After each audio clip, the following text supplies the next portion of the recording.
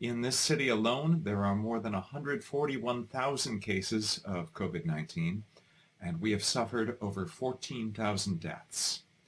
While we're all waiting for the president, we'd like to try to answer some of your questions. So please type them in the comments, and we will do our best to get you the answers you need. The U.S. has added more than 30,000 new cases since yesterday. The current death toll in the U.S. is over 41,000. That's nearly 10 times the death toll of the Iraq War. Again, if you're just joining us, I'm Alan Piper, and you are watching NowThis daily live fact check of the president's coronavirus briefings. And we are expecting the president at any moment. He announced by tweet this was going to be at 5 p.m., but he announced by tweet that it would be at 5:30, so he should be out at any moment. He's been increasingly erratic in the briefings of the last week and in his other activity. He lost his temper again yesterday when he was faced with questions about his response for the coronavirus. As families are mourning the loss of more than 41,000 Americans, he has been turning the focus of these briefings largely to complaining that he's getting the, quote, most unfair press treatment in the history of the United States. Yesterday, instead of allowing Dr. Fauci to answer medical questions, he used much of the time to read aloud flattering quotes from a Wall Street Journal editorial and play out-of-context video clips of Governor Cuomo praising elements of the federal government's response. For about a week now, every week has been a little bit more intense, so we will see what awaits us today. Now we have a question from Carolyn. Carolyn asks, why has the president been so slow to enact the Defense Production Act? And honestly, that is one of the questions that many people are asking, and no one seems to have a good answer for it. When reporters pose that question to the president himself, that is the sort of question that causes him to lose his temper. The fact of the matter is that he could have enacted the Defense Production Act very early. We know now that the administration had been briefed possibly as early as November 2019 about this coming threat. We know that the president, based on reporting from the New York Times, we know that he has invoked the Defense Production Act literally hundreds of thousands of times to get supplies that he wanted for projects of his own. And he could have called upon manufacturing companies to start producing ventilators. He could have called upon apparel companies to produce masks and gowns. In fact, the governors of multiple states were calling for this in February and early March, but the president did not begin to take advantage of this law until late March, which unfortunately, because of the time it takes to make these things, is too late. My wife's a baker, and I've learned from her that it's very important, if you want cookies, you need to start preheating the oven before you expect to eat the cookies. And the president, unfortunately, did not take the prep time into account. And we now know that while GM is manufacturing ventilators as fast as it can, GM does not expect to produce the number of requested ventilators until late August, which is obviously much too late for the ongoing need, since we are expecting many states to hit their apex this month. So that is the best answer that I can give you about the baffling lack of use of the Defense Production Act. Carolyn, I'm sorry that that is not a complete answer, because no one really seems to understand why the president didn't act sooner, and he has not been willing to answer that question himself. Again, if you're just joining us, I'm Alan Piper, and this is NowThis daily live fact check of President Trump's coronavirus briefings. We are expecting the president at any moment, and we are expecting this could be a fiery briefing. He has been on a bit of a tear for the past week. On Monday at the briefing, he suggested that as president, his authority is, quote, total, and said that he might force governors to reopen states against their wills. For the record, it is false that the president's authority is total. That is very clearly expressed and limited in the Constitution. On Tuesday, he announced that he's cutting off funds to the World Health Organization in the middle of this, the greatest world health emergency in at least a century.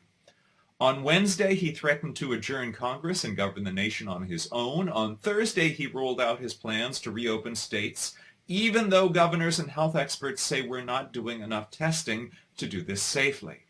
On Friday, he unleashed a series of tweets that were widely seen as inciting violence in states with Democratic governors, urging anti-social distance protesters, whom I'm very tempted to describe as pro-coronavirus protesters, to, quote, liberate the states. On Saturday, he infused his briefing with some dangerous Islamophobic conspiracy theories that are unfounded. He suggested that Democrats would allow mosques to remain open while closing down churches.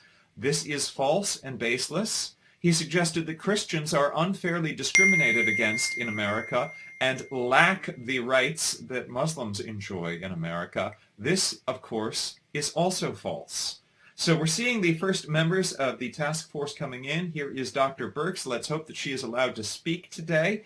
At this week's briefings, the medical experts have been playing a decidedly smaller role, and the president's efforts to rewrite the timeline of this virus and correct the errors he sees in the way he's being covered have become the dominant focus. So we'll see if Dr. Birx is allowed to speak today. If you're just joining us again, I am Alan Piper, and this is our live daily fact check of President Trump's coronavirus briefing. All of us at NowThis are self-isolating and working from home. I'm broadcasting from my own apartment in the East Village, so please forgive any technical difficulties, or if I get Zoom bombed by one of my cats again. Apparently yesterday, a cat pulled my Ethernet cable loose during the broadcast, so again, apologies in advance if that happens. Again, we are expecting the president at any moment, and in the meantime, we're going to try to answer some of your questions, so please type them in the comments. Aina asks, please talk about stimulus payments. When will the rest of them be distributed? Well, that is quite literally the trillion-dollar question.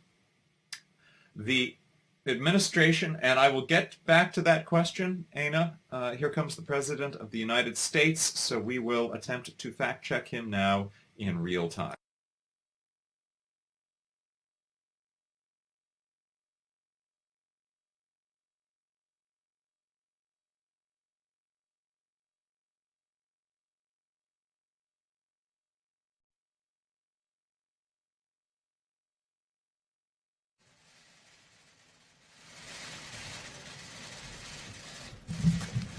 Thank you very much, everyone. Thank you. Following the release of our reopening guidelines, governors across the country are looking forward to phase one and announcing plans for an economic resurgence. We're going to have a resurgence too. At a time when millions of American workers and families are struggling with the financial consequences of the virus, it's critical to continue the medical war while reopening the economy in a safe and responsible fashion. During this time, Americans must maintain strict vigilance and continue to practice careful hygiene, social distancing, and the other protective measures that we have outlined and that everybody's become very familiar with. Now, it's interesting to note the president is urging Americans to practice strict social distancing. This weekend, he praised the anti-social distancing protesters, called them good people, rather echoing his use of language for the Charlottesville protesters. Many of these anti-social distance protesters were waving Confederate flags or even Nazi swastikas. Where they've done a terrific job. They're down 65%. 30 states have just one case or less per 1,000 people, far fewer cases per capita, as an example, than Germany, the United Kingdom, France, Italy, Ireland, Switzerland, Singapore, Belgium, Spain, Norway, the Netherlands, Austria, Sweden. My administration continues to press Congress to replenish the enormously successful Paycheck Protection Program, which has impacted 30 million American jobs. We hope to have an agreement very soon, and hopefully tomorrow the Senate's going to be able to vote. A lot of progress has been made on that, tremendous progress. It's a great plan. It's a great plan. It's helped a lot of people, so we hope to... It is a little misleading to describe the Paycheck Protection Act as so uniformly successful. The program has run into a lot of problems. Banks have been overwhelmed. They received the guidelines from the administration on how to conduct these loans late at night prior to the opening of the program, and many people have reported that they have not been able to process their loan applications, and now the program has run out of money. But Democrats and Republicans are trying to work together to renew funding for it. $5 billion, our deal that we're talking about.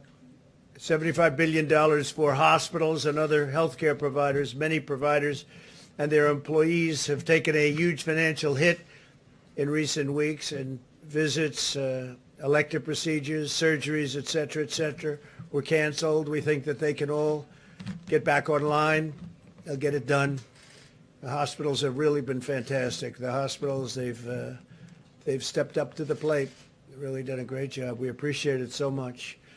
I want to point out that it was really just about a week ago that President Trump was suggesting that doctors and nurses were stealing medical supplies from the hospitals, and that was the reason for the shortages of supplies and not a lack of preparation from the administration. We've also invested $1.4 billion in community health centers to ensure our most vulnerable communities, including many African American and Hispanic American communities, have access to the services and testing that they need.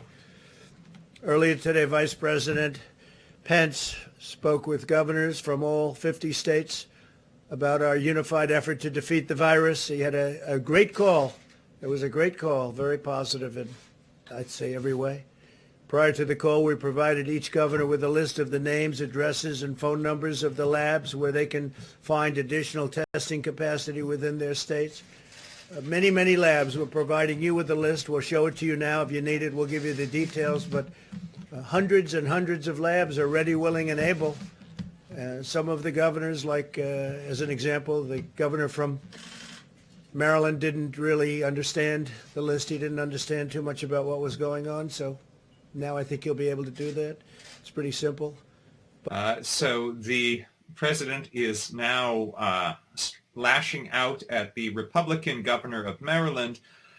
Governor Larry Hogan has been complaining that he has been, quote, flying blind because of a lack of ability to obtain the necessary materials to conduct tests. And having given up on receiving aid from the federal government, he actually privately negotiated a deal with South Korea to obtain 500,000 tests from South Korea. Ask the federal government to provide unlimited support. I mean, you have to take the support where you have it, but we are there to stand with the governors and to help the governors, and that's what we're doing. And they have a tremendous capacity that we've already built up, and you'll be seeing that. We're going to be introducing a couple of the folks in a little while to talk about it. I want to draw your attention to Governor Cuomo's remarks during his press conference today. He said the president is right. The state's testing is up to the states to do, which will implement the tests. And this is a misrepresentation of Governor Cuomo's remarks. Governor Cuomo has been steadfastly calling for more help from the federal government. He's saying that it is not possible for any state to rise to the level of testing that is needed on their own because it requires an international supply chain to obtain not just the tests themselves, but the materials involved in the tests, the swabs, the reagents, the cartridges. Everything involved has to be sourced. And as Governor Cuomo has said, I can't do an international supply chain. He's also highlighted the fact that when every governor is trying to get it on their own, he's compared that to being bidding on eBay versus 50 governors. So this is a real misrepresentation of the governor's remarks by the president. Just to put it mildly, we have so many now that at some point soon we're going to be helping Mexico and Italy and other countries. We'll be sending them ventilators, which they desperately need. They were not in a position to build them themselves. But we have thousands being built. Every state they have the ventilators. If they don't, we have almost 10,000 in our Federal Reserve, our stockpile, as they call it. And we did a great job with the ventilators. Unfortunately, the press doesn't cover it other than the fair press. But so then you say, gee, they need ventilators. We don't need ventilators. And that's it. Okay, the president is again misrepresenting the situation. Governors had been calling for weeks for ventilators, had been in desperate need, and have gone to, what's he saying? Ventilator story. I'm sure you'd love to see that. That's by Rich Lowry, respected journalist and person. How the media completely blew the Trump ventilator story, which unfortunately it did. So the president is using this coronavirus task force briefing not to talk about the 41,000 Americans who have been killed by this virus, but to read clips from flattering news articles yet again. Ventilators, so if a thing like this should happen again, they've got them. The stories on testing are all over the place that we're actually in good shape. I'm going to have the vice president and others speak to you about that, but we're in very good shape on testing. This is not true to say that we are in good shape in testing. We are doing roughly 150,000 tests a day. Harvard estimates that it will require about 500,000 to even 700,000 tests a day to provide the level of understanding and information about this disease to safely reopen the government, reopen the state economies. Well, just in case, and in some cases they probably will be using them, but I thought the general, he's been so impressive and done such a great job. I thought on behalf of the services and on behalf of the federal government, he'd say a few words about what we're doing right now. Thank you very much, General. Well, thank you, Mr. President. Just want you to know that on behalf of all of us in the Department of Defense, our thoughts and prayers go out to all of those patients and all those victims that have been affected by this terrible virus. And the President and the Vice President talk all the time about the heroes, but I've been out there. I've seen the doctors, I've seen the nurses, and all those that have worked very, very hard. And we're just so proud to be part of this noble calling. For my team, I really made it very, very simple. I said there's 3 legs of this stool, and they all have S's. There's sites, in other words, hospitals. We've got to worry about supplies, and we've got to worry about staff. And so right when Governor Cuomo called the president about almost 30 days ago, he said, I need some help worrying about what could be tens of thousands of hospital room shortages. So the president and Secretary of Defense asked us to fly to Albany with the team. And on the way up, we understood how complex of a challenge this was. And we knew there's no way you can solve a complex catastrophe with a complicated solution. We needed a very, very simple solution to be able to then work with HHS, to be able to work with FEMA, to be able to work with the Vice President's task force, and then to be able to power this down all the way down to the local level. Some of the governors asked us to try to build a hospital in a parking lot or a field in 2 or 3 weeks. You can't physically do that. So what we said was, let's go to where there's an existing facility. And I'm going to kind of make this there's no way you can solve those that are either hotel rooms or college dormitories, smaller rooms, or those that are in real large areas like field houses or convention centers. And we designed those standard facilities that could be either non-COVID or COVID, and then we got that approved here at the federal government to be able to then power that back down. So we went to Governor Cuomo, and he said right up front, I love the concept. I need you in the Javits Center. I'm ready to start having you work tomorrow afternoon. So when we flew back that afternoon, the next day, we basically built this standard design and then continued to be able to power it down all the way down through the rest of the team. So I just want to show you a couple slides here, and we'll kind of let you know where we're at right now, Mr. President. we had to do a bunch of assessments. So somewhere in the order of over 1,100 different locations we went to, and we worked for FEMA, we worked for the president, and we worked for governors and mayors. And we said, what do you think your demand is going to be? And based on a lot of the modeling that's been in this room here, we were able to understand when the peak curve was, but we also were able to understand where's the bed shortage. So then these 1,100 facilities, right now today, sir, we're actually executing 32 different facilities. That's on the order of merit of about 16,000 beds.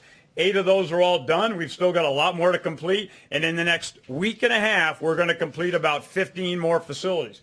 We've got some pending. Some mayors and governors are still wondering, do they have enough bed space? And what's important here is we need a very agile plan. You can't do something 3 weeks ago and think that this is going to continue to stay, because this virus gets a vote. And this entire team, the federal government, has tried to be as agile as they can, supporting those states and those governors.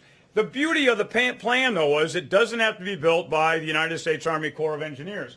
So we designed about an extra 52 facilities. We gave those to the governors, and I've got to be very, very laudatory to the governors. They then imposed and put a lot of those on the ground and did those themselves. So let's go. I'm just going to show you some real simple pictures here. Go to the next slide if you don't mind.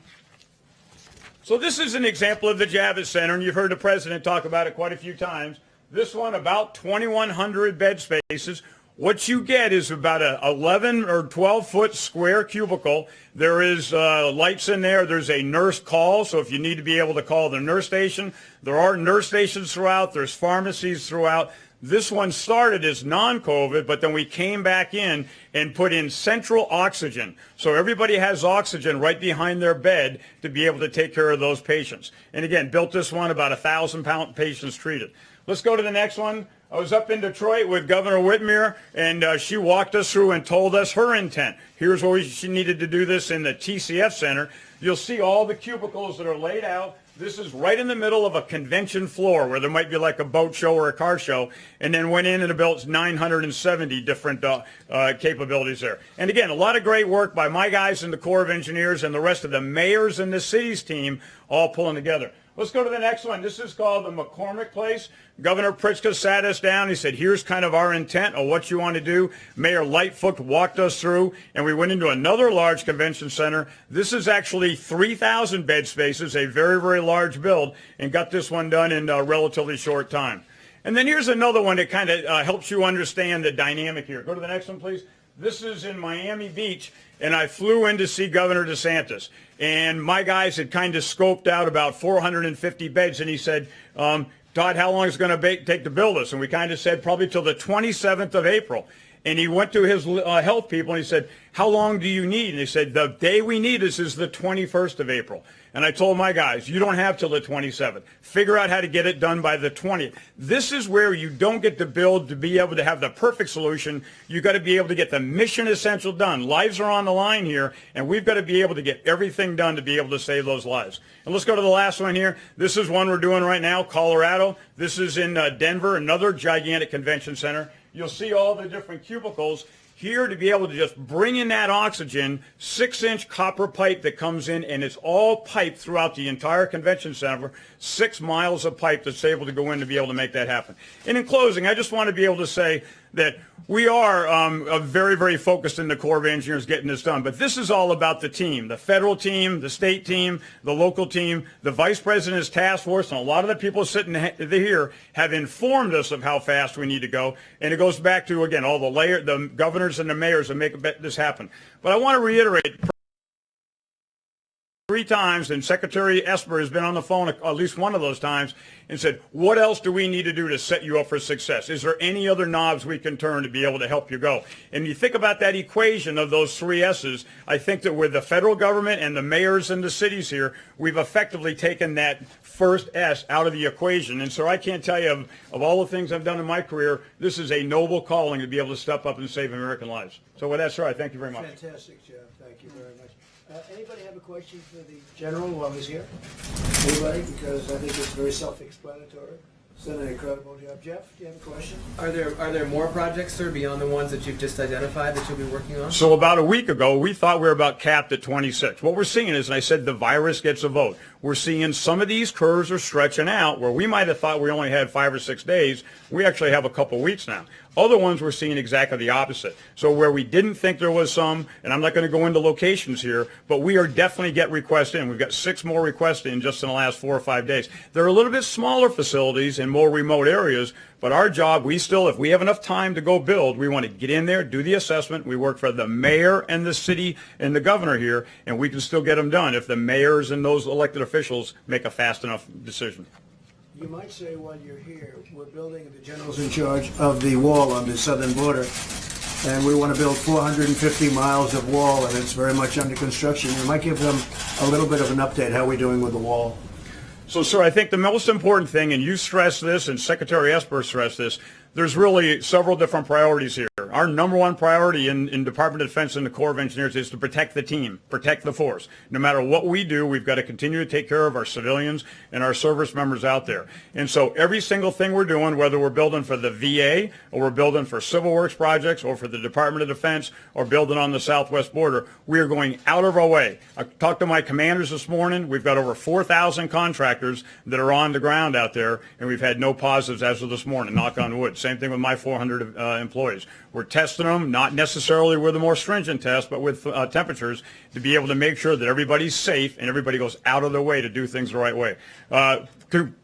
Construction is going very, very smooth. What we're seeing is our contractors are extremely focused. Now that we've got a good, clear path, both on the CBP program as well as some of the DoD program, we, I think, very well postured. It's a very, very aggressive build, but we're well postured to be able to meet your expectations for a 450 by the end of December 2020. Okay, so I want to highlight what has just been said there. That is General Todd Semonite of the U.S. Army Corps of Engineers, who is talking about the difficulty that they have just logistically in building hospital spaces for coronavirus patients in the time that is needed. And apparently his attention is also focused, at the direction of the president, on building a wall on the southern border.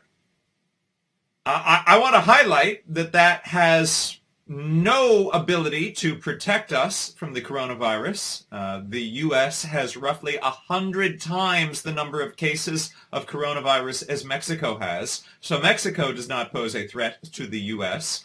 The general has just said that he has 4,000 contractors working. By definition, they are working in close conditions to build a wall. He says that they are taking their temperatures to make sure that they are not becoming sick. But we know now that roughly a quarter of the people who have the coronavirus present no symptoms. Therefore, these 4,000 contractors are going to work, potentially being exposed to this disease, and then going back into the communities that they're staying in.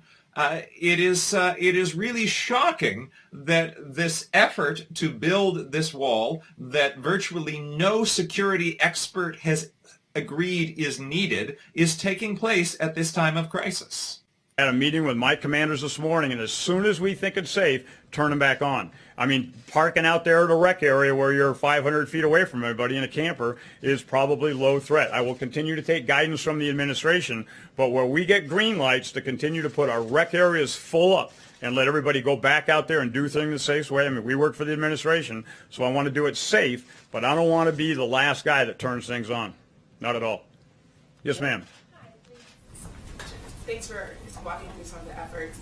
Do you have any? Can you say anything about whether or not there are any specific efforts in communities that are hardest hit, like Black communities or Latino communities, communities of color? Are the Army Corps of Engineers doing anything that would be building any sort of temporary facilities for those communities? So we basically key off what the city asked for, the city and the governor. There are a couple specific areas that certain city mayors have asked us for. Again, I'm not going to go into details, but we basically, if they go in and say, I'm very worried about a hot spot on this side of town or a specific community here, we will do, and that's what the administration's charged us to do, is whatever we can do to be most responsive. We just don't want ever to have an ambulance pull up to the back of a hospital and somebody says, we're out of room, go to the next hospital down. So that's where we're trying to make sure that bed space is available. And so far, everything we've built has been ahead of need. In other words, we're able to finish the building 2 or 3 days before it's needed.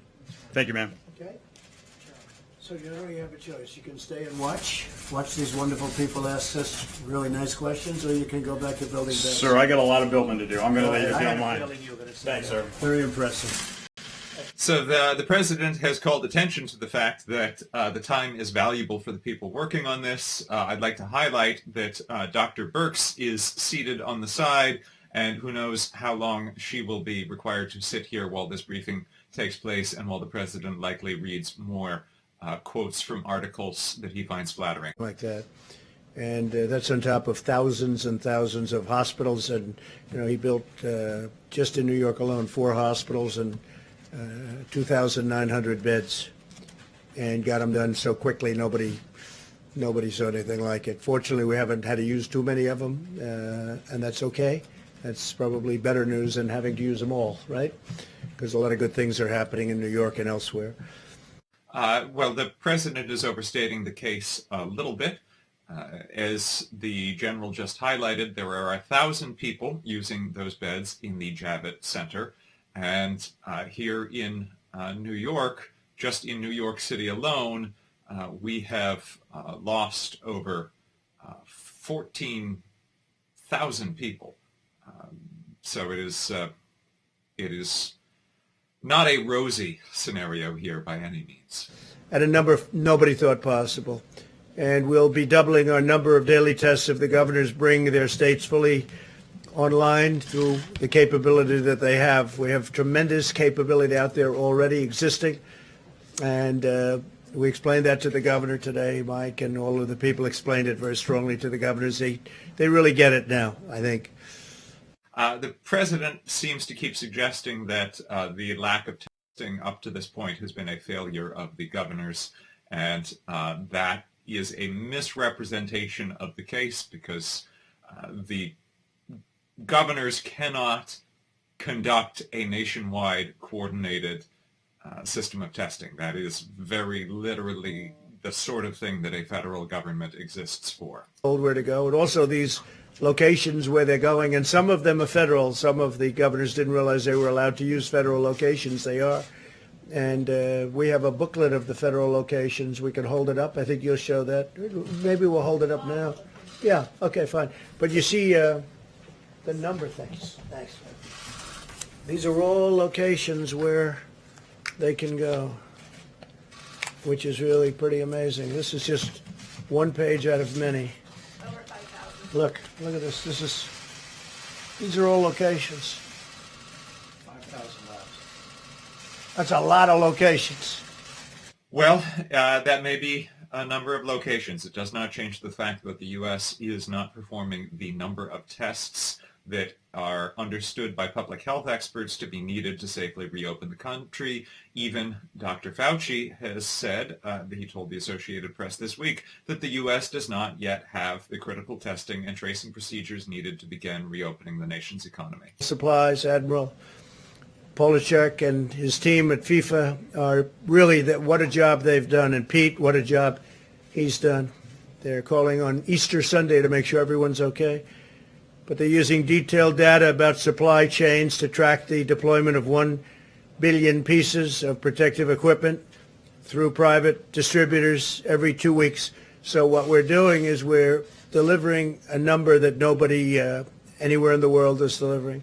FEMA is working closely with Dr. Birx and the distributors to prioritize supply of resources where they are most. So I believe that a moment ago the president accidentally referred to FEMA, the Federal Emergency Management Administration, as FIFA, which is, of course, the International Soccer Organization.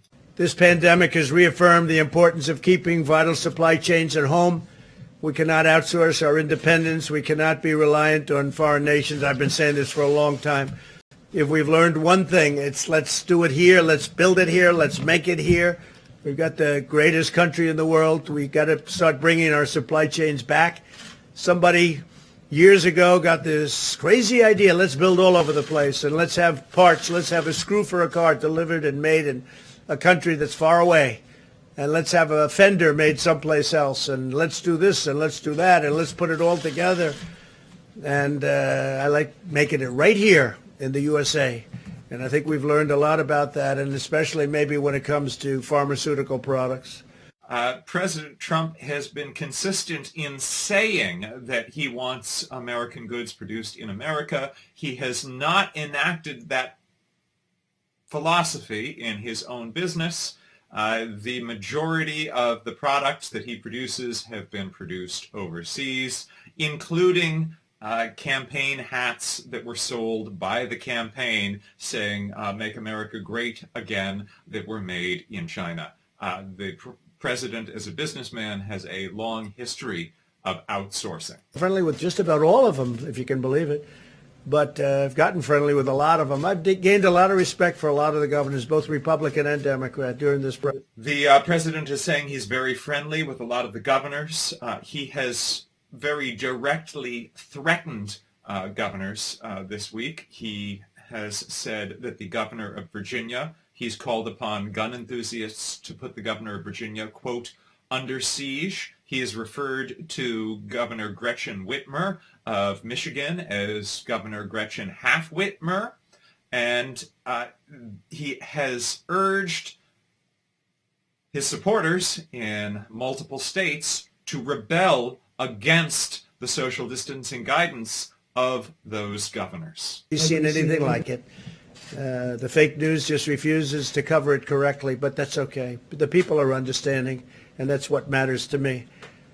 There are now 72 active trials underway across the United States, researching dozens of therapies and treatments, and another 211 are in the planning stages. They're literally mobilizing on therapeutics and also on vaccines.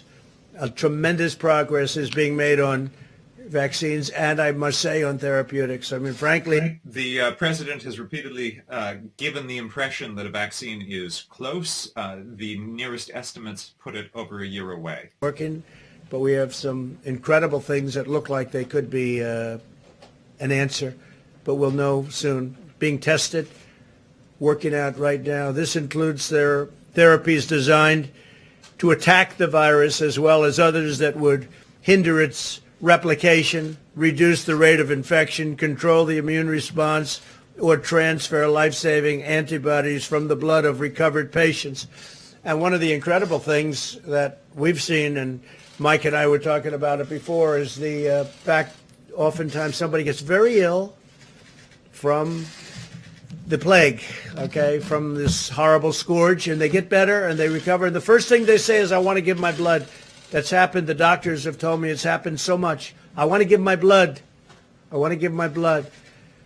And they're doing that. But tremendous things are happening. You'll be seeing that over the weeks. I think we'll be talking about it in the not too distant future. Johnson & Johnson's very well along on vaccines. Again, the vaccines have to be tested. The therapeutics are for now. But a lot of good things are happening on both. But ultimately, we also hope to prevent infection through a very safe vaccine, and that'll be a great thing when we have that, and we will have that. So with that, I'd like to introduce Admiral Guar and Brad Smith to discuss some of the incredible things that have been done, and they really are what they've been able to do in a very, very short period of time with and equipment. You're going to see equipment that you haven't seen before. And if you just come up, Brad, if you guys would come up, you could give us a little display of some of the equipment that we have and some of the things that are happening, having to do with testing, because testing is a big word. Remember, it was all ventilators. And the reason it was all ventilators, they said, there's no way he'll ever be able to catch this one. And not only did we catch it, we are now the king of ventilators all over the world. The president seems to be suggesting that the reason that governors were requesting ventilators was because they were trying to catch him, that they were trying to ask for something that he wouldn't be able to provide and make him look bad. I really try to keep my personal feelings out of this, but as someone in New York where there are roughly 4,600 people who are on ventilators right now, as someone who has a college classmate whose life was saved by a ventilator and only recently came off of it, the suggestion that governors were calling for ventilators as part of an effort to make the president look bad is really insulting to everyone who is facing this illness. Machines, 5,000, they're all over the country. We have international also, but these are all over the country. But you'll see something now that's really eye-popping in terms of what they've done. And they've done this under great pressure. They've come up with things under great pressure that are absolutely amazing. So please, if you would. Thank you, folks. All right, so Admiral Brett Girard is speaking now, and I'll tell you a bit about him if there is time. Really been focusing on two key concepts for testing.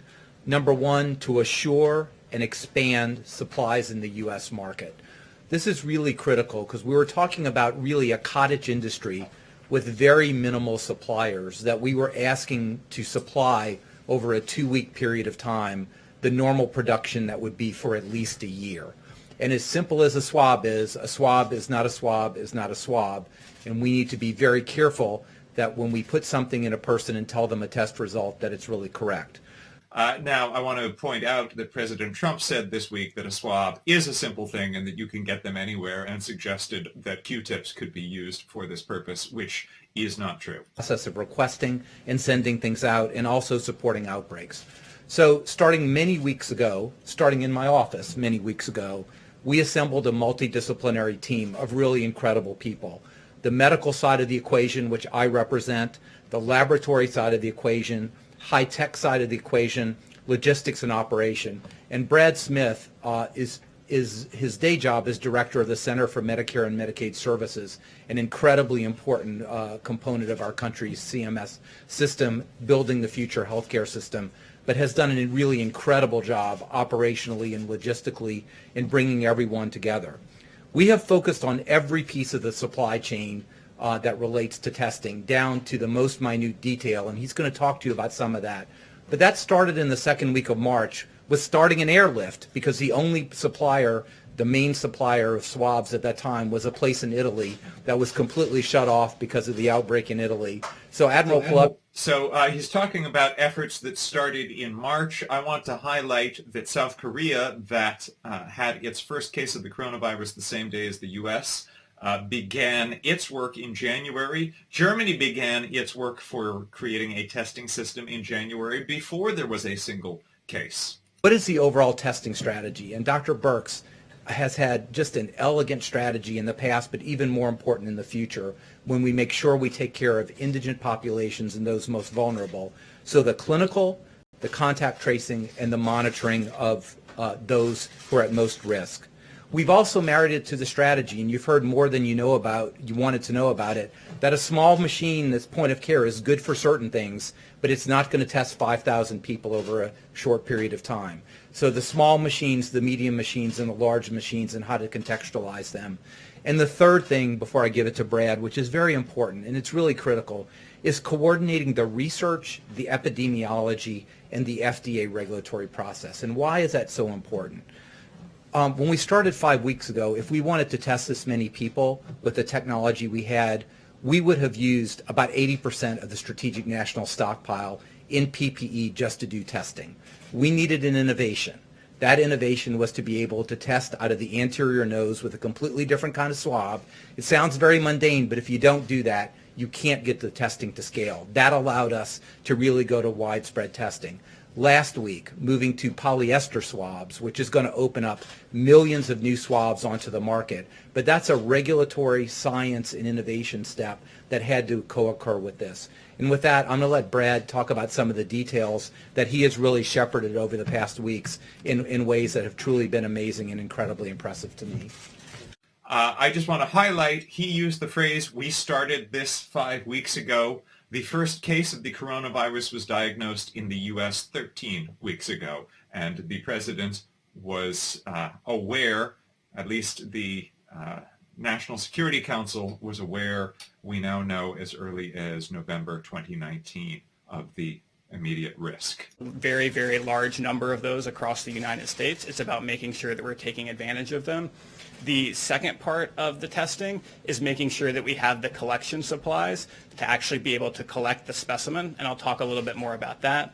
And then the third part is making sure that you have the materials you need to support the machine to ensure that you can actually process the test once it gets to the lab. I'll let Dr. Birx talk more about the machines here in a second, but as you'll see, across the United States, we have a tremendous number. They range in variety. So we have some very small machines that do point-of-care testing. They may do, say, 50 to 100 tests a day. We also have other very large machines that can do several thousand, process several thousand tests a day. On the collection supply piece, I'll talk through a couple different kinds of collection that can be done. So for the nucleic acid test, which are the tests that are currently being done today, you generally need a swab of the nose. To do that, you need the swab, you need the collection tube, and you also need the transport media that it can be transported in. We have a very large number of swabs already in the country, but we have secured an additional 30 million in production that will be ramping up over the next several weeks. One company located in the Northeast, we're going to be using Title III of the DPA to help them build 4 new production lines. They are currently the largest swab producer in the country, and this will help them ramp up their production tremendously to over 20 million additional swabs a month. A second company located in Ohio is currently the largest Q-tip maker in the country. We're helping them convert their line from making Q-tips into making swabs. They are actually ramping up production starting this week of swabs, and will be ramping up to over 10 million per month. So in total, that's over 30 million new swabs that will be coming just over the next handful of weeks. The second piece is on the collection tubes. The collection tubes, we've been partnering with Oak Ridge National Lab, a Department of Energy lab based in Tennessee. They have very unique and sophisticated injection molding manufacturing capability, and they are in the process of ramping that up to create collection tubes, and they will be ramping up to over 40 million collection tubes a month here over the next several weeks. In addition to the swabs, we believe that as testing progresses, there will be other types of testing like serological testing that will occur. And those samples have to be collected in different ways. So many times, some of those tests will require a finger prick. So in addition, we've secured over 17 million lancets, which is what you use for the finger prick, so that we have those available, as well as 17 million alcohol swabs, which is what you need to clean the finger before you do the finger prick. In addition, although folks are not talking about this much yet, we also believe that businesses across the country may want thermometers to test folks as they come into the office. And so we've secured over 650,000 infrared thermometers that states and businesses will be able to access to be able to test folks as they come into work. So I think we've made tremendous progress on the collection side. In addition to the collection side, we've been very focused on ensuring that the labs have what they need. To process a specimen in a lab, you really need 2 things. You need something called an extraction kit, and you need something called a PCR test. In order to be able to fully process a test, you need both of these things. Sometimes these things come together, and sometimes they come separate. For some of our point-of-care tests, including the Abbott and Cepheid tests, they come together. They are ramping up production rapidly to over 3 million of those tests per month, and these are tests that did not exist even a month ago. The second piece is on some of these large machines. They also sell complex cartridges that come together. One of the big manufacturers is that has already ramped up production from about 1.6 million a month to more than twice that already, and that's already occurred. In addition to when they come together, they also sometimes come separate, and we see significant ramping up of production there from our manufacturers through our public-private partnerships. And we're seeing both several million more over the next few weeks of both the RNA extraction kit as well as the PCR test kit. So with that, thank you. Mike, please. Thank you, Brett. Thank you, Mr. President. And So that was Brad Smith, who is the Director for Center of Medicaid and Medicare Services. He was also the co-founder, when he was in the private sector, of Aspire Health, which was sold to Anthem recently for an estimated $440 million. and I was able to convey to them our appreciation for the leadership that every governor of every state and territory has provided. Thanks to their leadership, thanks to the extraordinary cooperation of the American people, despite the fact that more than 770,000 Americans have contracted the coronavirus, and our hearts grieve for the more than 41,000 Americans who've lost their life. The truth is that as we stand here today, we are slowing the spread. And as the President reflected, we continue to see steady progress in less cases, lower hospitalizations, even in hotspots around the country. And we commended America's governors for their efforts in that regard. So it's important not to misunderstand here. The administration uses language, he said, less cases, that makes it sound like the total number of cases is going down. What we are seeing is a slowing of new cases, which is good news, but it is still placing us far from being out of the woods. 30,000 new cases have been diagnosed in the U.S. just since yesterday. It's also striking to hear the Vice President praising governors. It is important to keep in mind that President Trump called the governor of Washington a snake, called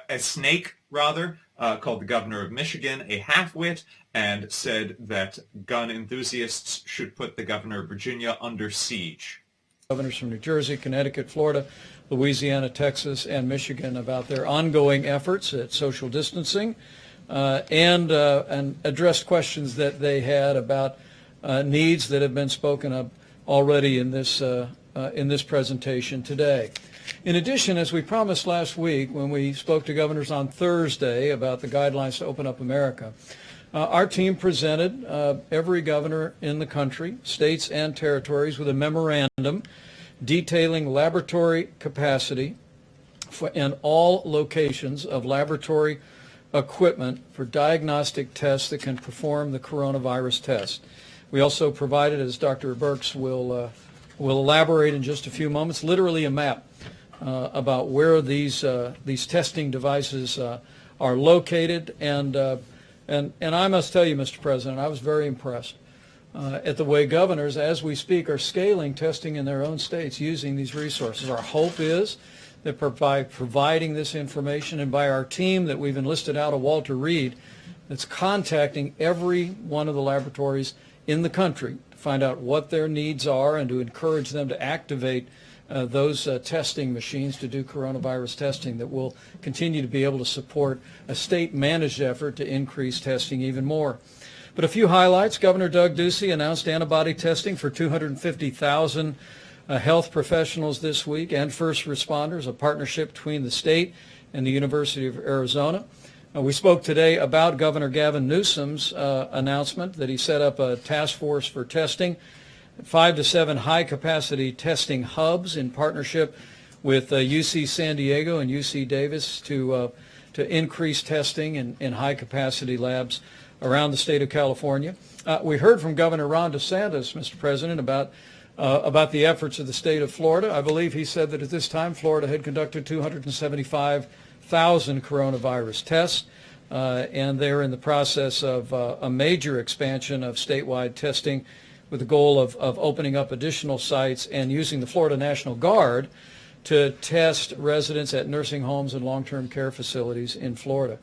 We also recommended today to every governor's attention the public health website that the state of Florida established, which has useful information on a county-by-county level about where testing is happening. Mr. President, as you said, governors are utilizing testing assets. They're managing and deploying these resources as they see fit. And at your direction, we're going to continue to work very closely with them. Other governors that we spoke with included Governor Gretchen Whitmer of Michigan. There are 13 new or expanded coronavirus drive-through testing sites in Michigan that her team has stood up with Michigan Primary Care Association, and we assured her that we would continue to work as Brad and Admiral Giroir are literally working around the clock to make sure that they have the supplies to support all of that testing. Governor Whitmer, whom he's just referred to, has been highlighting the fact that she does not have the supplies. She says that she is lacking the reagents and the swabs that are essential. And she said this weekend, quote, "You can't process all these tests if you can't take the sample and protect it and move forward with the testing. And so while our capabilities are there, these important supplies are not." Facilities that have laboratories and machines, and also other federal facilities, many of which are in Maryland. And I was able to assure Governor Hogan and every governor on the call that we will make all of those laboratories available across the country to every state as the need for testing capacity continues to scale. He referenced Governor Hogan. Governor Hogan this is a Republican governor, became so frustrated with the inability of the Trump administration to provide the testing supplies that he needed that Governor Hogan negotiated a deal with South Korea to acquire 500,000 tests from South Korea. South Korea really responded to this crisis the way America could have responded. South Korea and the U.S. had their first case diagnosed on January 20th, the same day. Within 2 weeks, South Korea implemented nationwide testing. We are now in April, still struggling to come up with a nationwide testing plan. Best estimates, we have enough testing capacity today for every state in America to go to phase 1 if they meet the other criteria of 14 days of reduced cases and sufficient hospital capacity to prepare for any eventuality that may occur. Once again, we have enough testing capacity for every state in America to go to phase 1, but we assured the governors today that we're going to continue to work around the clock to expand the testing capacity, support supplies, and to support their efforts to encourage social distancing and the very mitigation efforts. So governors have been disputing this statement that there absolutely is enough testing resources. Both Republican and Democratic governors. Larry Hogan said that it was, quote, absolutely false to claim that the states had enough. Governor Phil Murphy of New Jersey said no state has the resources they need to test at the scale they need to test. Now, it is striking. You heard that praise for Governor DeSantis of Florida. Governor DeSantis has been widely criticized for his response to this crisis. The Miami Herald editorial board condemned him, but he is a close ally of President Trump, and the Trump administration has been praising him. The vice president just now was referring to the number of tests performed by Florida as if it is impressive. I would note that Florida ranks 23rd in the nation for testing. 5,000 of them as noted by the president in this list. We wanted every governor and every state and health laboratory director to have a clear understanding of the full capacity within the state, both for the capacity but also where technical assistance and additional supplies may be available. And we were proud to put the federal labs on that list because the military and the VA have stepped up every step of the way to provide support both in testing and care. And we have many military members on the front lines, and I'm sure the military would offer their facilities to the governor of Maryland or any governor who wanted to utilize those to expand testing. So next slide, I'm just going to run through them very quickly. So every governor not only received the Excel spreadsheet with the complete list of the equipment and the zip code of the location and the laboratory to really be able to create a mosaic of laboratories of the high speed and low speed equipment together to meet the needs of their clients depending if they're drive-through or hospital needs. So this is what Florida looks like. Next slide. This is what Louisiana looks like. Next slide. Maryland with significant capacity. Next slide. Virginia with significant capacity throughout the state. Next slide. New York, obviously a lot of capacity in New York City with overlapping capacity. It's important to know where this is because then hospitals and labs can support each other when they need surge capacity. Next slide. This is New Jersey. Next slide. Pennsylvania. Next slide. Massachusetts. Next slide. Ohio. Next slide. Oklahoma. Next slide. Washington. Next slide. I think that's Wyoming. So we wanted to show both in states that have large populations and in states that have lower populations. You can see that in general, the number of machines match their population. And we're working with the Walter Reed Group and the American Society of Microbiologists and all the lab directors to really create a web of understanding of what the capacity is currently, what the capacity can be, and how the federal government can support them in developing their strategies linked to the overarching federal strategy of testing as outlined in our guidelines. Thank you, Mr. President. Question for Dr. Burks? Yeah.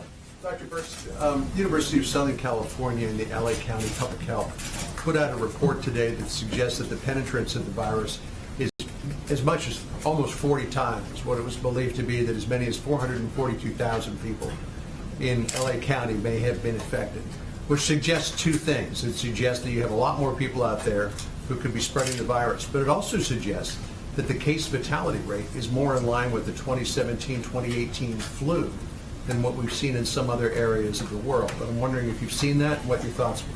So we're looking at all those studies very carefully, and I think you will remember over the last 3 weeks I've been talking about the level of asymptomatic spread and my concern about asymptomatic spread, because with flu and other diseases, when people are sick, it's easy to contact trace.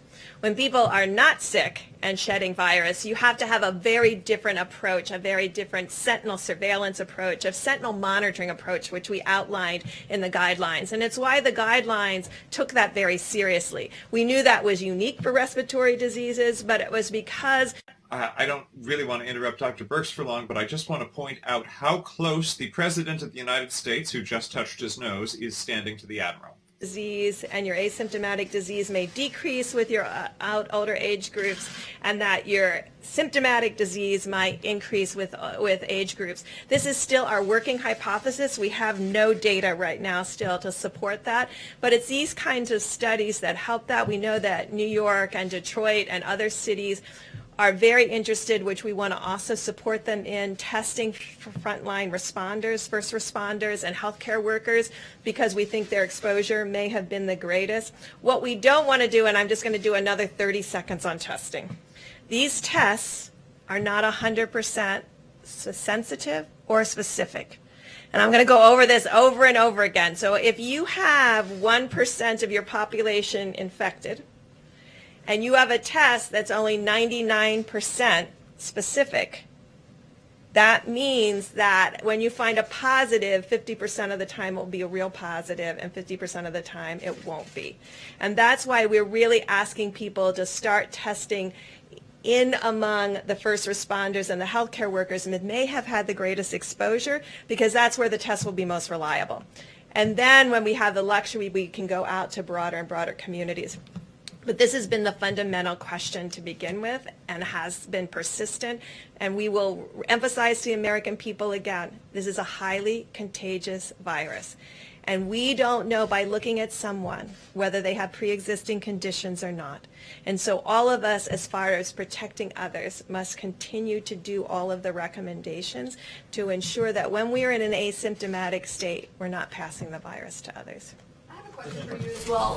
The governor of South Carolina announced today they're going to open some stores with restrictions, but they just told my colleague Natasha Chen that they have not achieved that criteria in the White House guidelines about the downward trajectory for 14 days. So shouldn't they not be reopening stores today? We have asked every governor to follow the guidelines, just as we've asked every American to follow the guidelines put out by the president.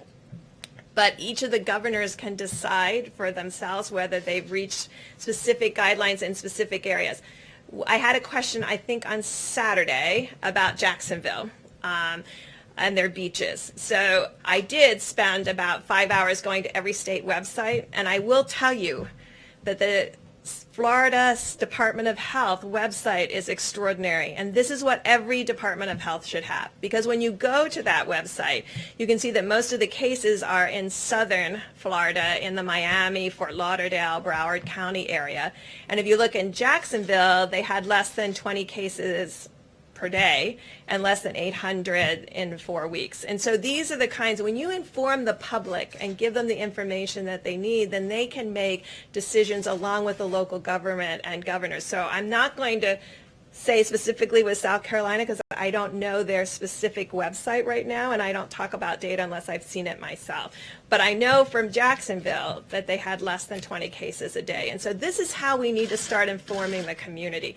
These websites are critical. It's by zip code and it's by county. They can see cases, they can see cumulative cases, they can see new cases, they can see hospitalizations, they can see mortality, they can see age groups of mortality, and they can see where every testing piece is. This is how we have to inform the American American public, and this is where the American public will develop confidence in each of their counties and local governments. I was hoping you could comment. The Vice President mentioned that there's enough testing capacity right now to proceed to phase 1.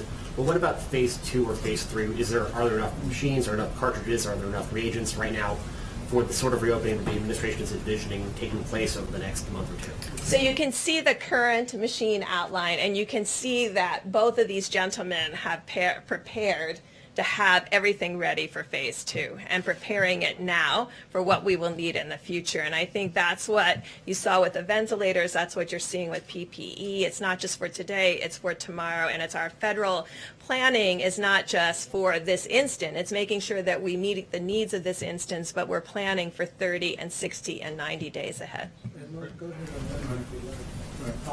I would just agree with Dr. Birx completely. We are ready right now to enter phase 1, and we are ramping up all our capabilities across the board, not just to achieve what's necessary for phase 2, but 2x, 3x, 4x, so that we will be absolutely over-prepared when the nation is ready to go into those phases.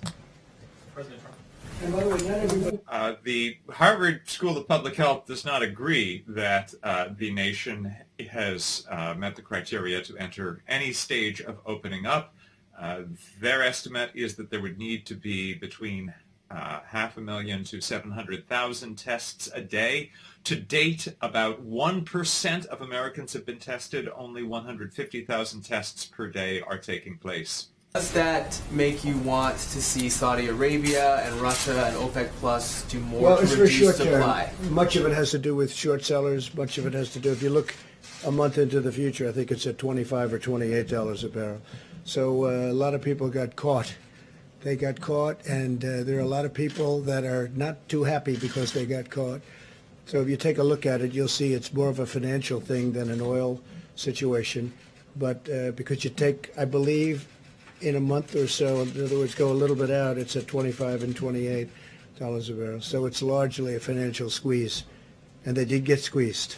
So would you like to see, however, Saudi Arabia and other countries make more cuts? Well, we've already done that, where Saudi Arabia is cutting back, Russia's cutting back, Mexico's cutting back, and the OPEC Plus, they call it OPEC, plus additional states are cutting back. And, you know, the problem is nobody's driving a car anywhere in the world, essentially, 184 nations. Factories are closed and businesses are closed. And so all of a sudden, we had really a lot of energy to start off with, oil in particular. We had a lot. And then all of a sudden, they lost 40, 50% of their market. So it just stopped. So it's going to be picking up, and the energy business will be strong.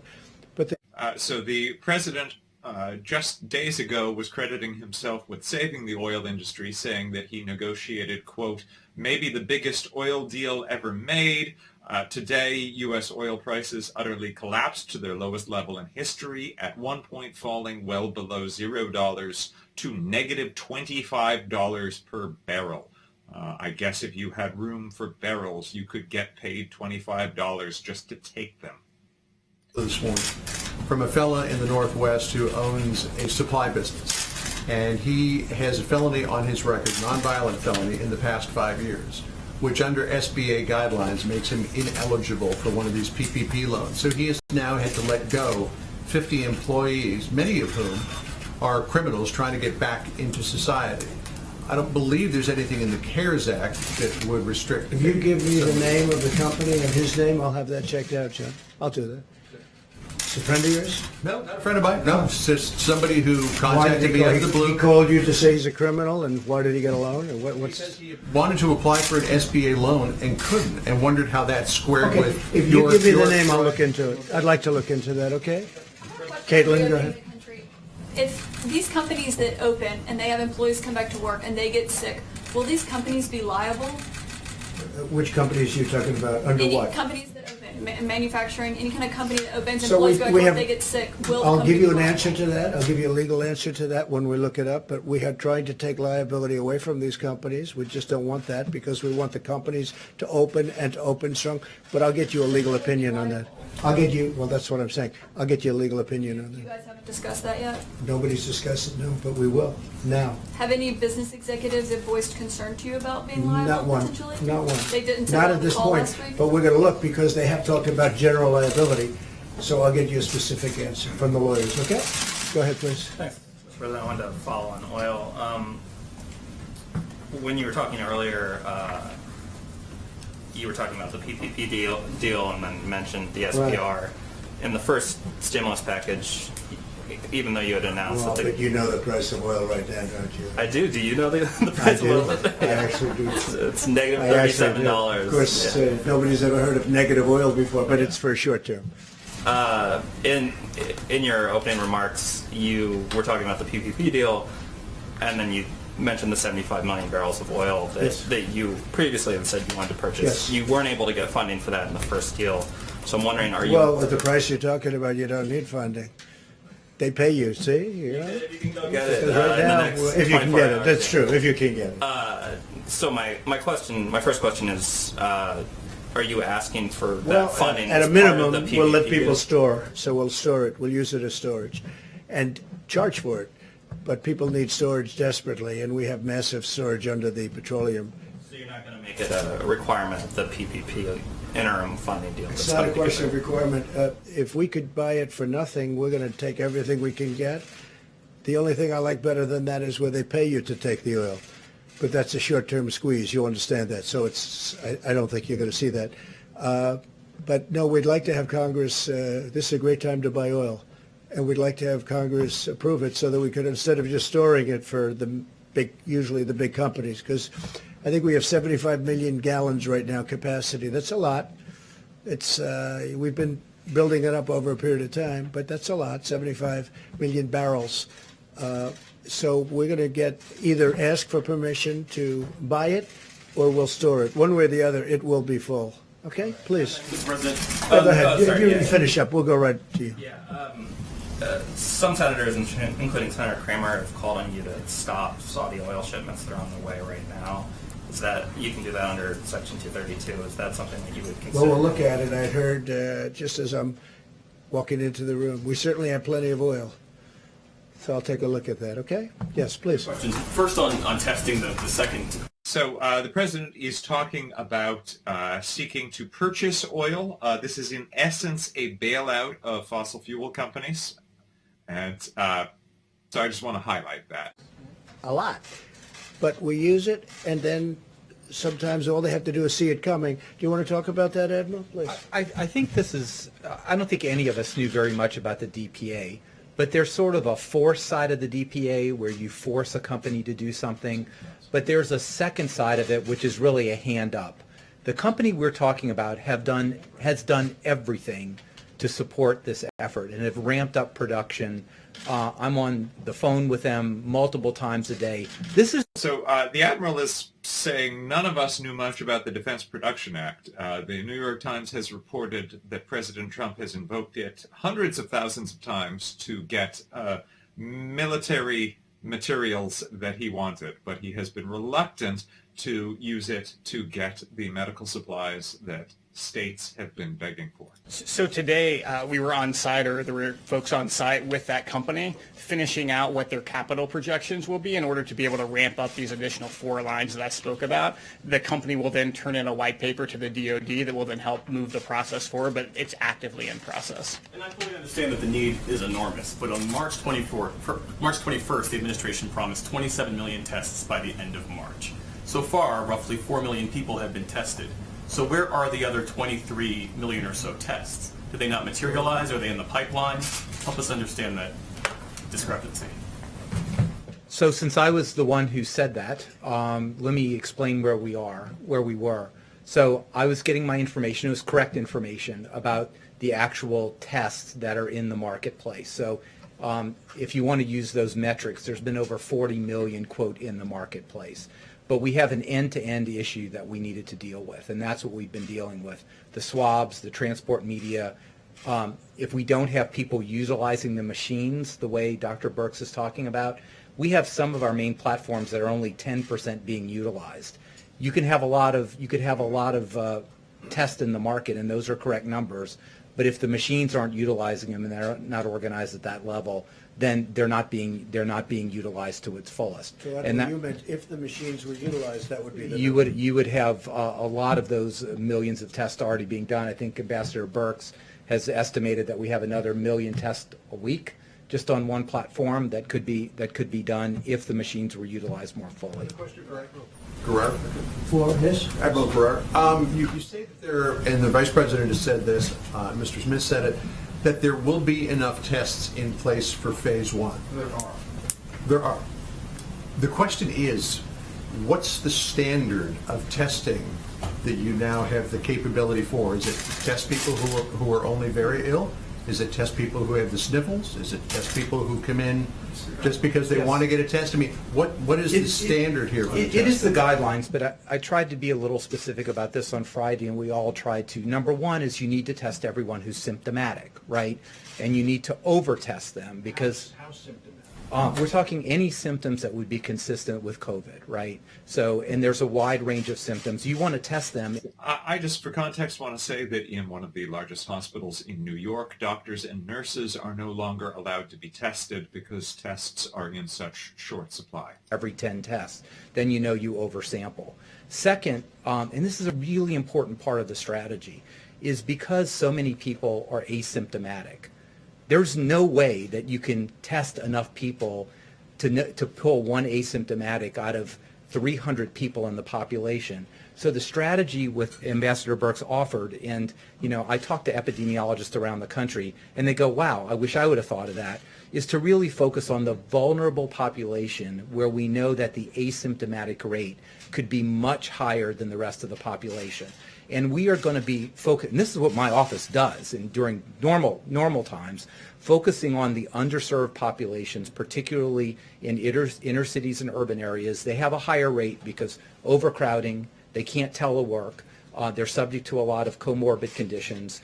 Nursing homes, we all know about nursing homes, and there's both symptomatic and asymptomatic spread. And finally, some of our indigenous populations in the Indian Health Service. So this is a very, very important layer that most of the models and people don't talk about, because that's where we're going to pick up the asymptomatic carriage, and when you do that, that's when you focus on track and trace. So just a quick follow-up on that. If we have enough tests right now for everyone to go into phase one, why is the governor of Maryland having to get 500,000 tests from South Korea? I don't know what the governor of Maryland is doing in South Korea, but there is excess capacity every day. If he wanted to send 30 or 40,000 tests to LabCorp and Quest, that could be done. I see, they're ignoring the problem. The problem is not solely the number of labs and the number of tests, but the very number of materials involved. The other gentleman who was speaking, the director of CMS, was demonstrating all of the different components of what's involved with the tests, the swabs, the reagents, the little container that you stick the swab in. This is what is missing from governors from states around the nation.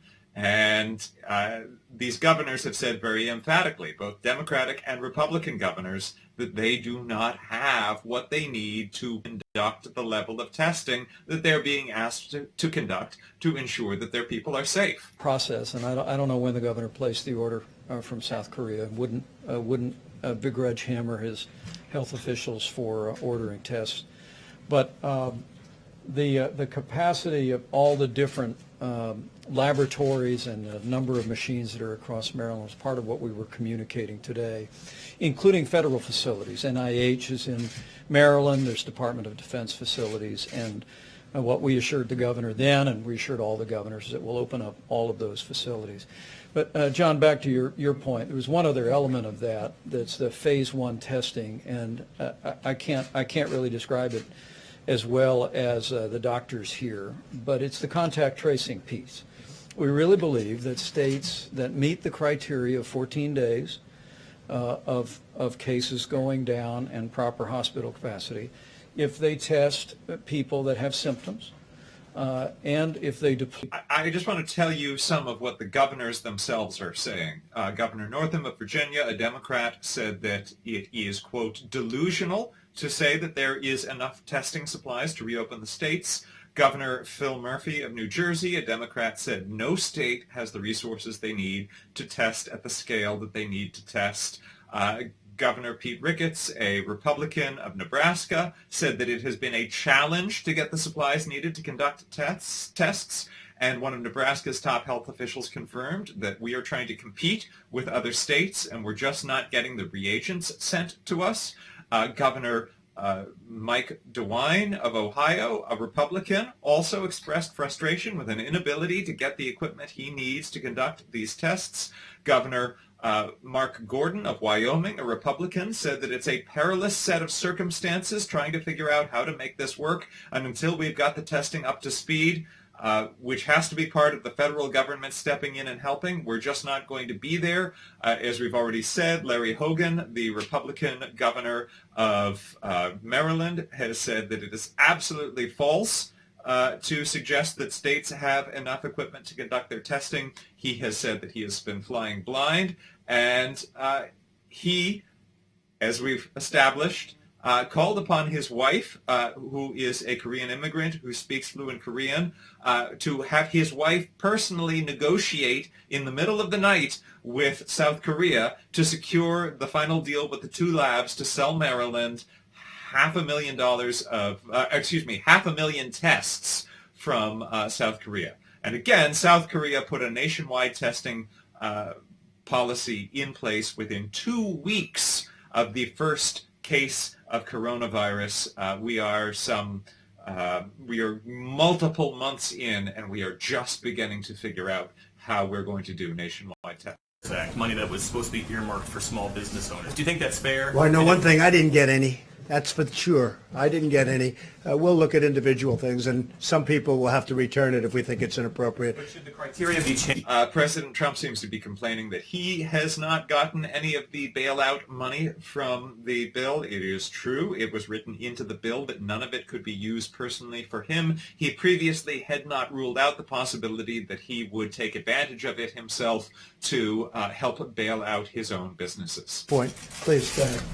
Yes, a different question about South Korea. There are reports that you are personally negotiating with President Moon the terms of reduction of U.S. forces on the Korean Peninsula, and that there are 4 scenarios involved. Can you confirm that? And if so, what is your desired outcome? Well, I think that South Korea had a great talk with President Moon. He's a friend of mine. I congratulate him. He had a wonderful election victory. I was very happy about that. He was, as you know, just recently. We are negotiating for President Moon and for South Korea to help us monetarily, because we, as you know, we have 32,000 soldiers there. That varies from 28 to 32,000 in South Korea. And we think that before I came aboard, they paid very little, if anything.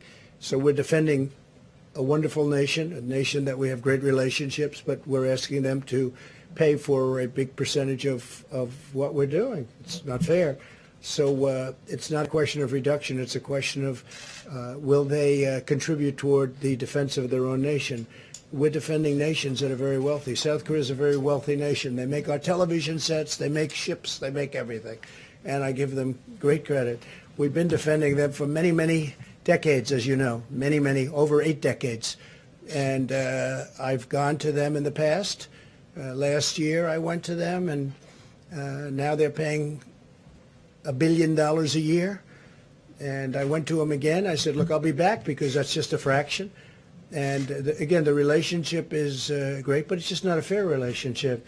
We renegotiated the trade deal and made it a much more equitable deal than it was in the past. It was a terrible deal. It was done by Hillary Clinton. It was a terrible deal. The new deal is a much more equitable deal. That's on trade.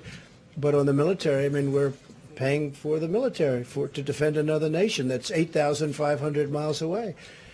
And they're not the only one I'm talking to, by the way, as you know. I won't go into names, but I've done this. Nobody talks about it, but I think it's appropriate. I think the taxpayer of our country, So President Trump likes to suggest that he is very tough in the world in American defense, but here he is talking about withdrawing American troops from the areas where they contribute most to the balance of power.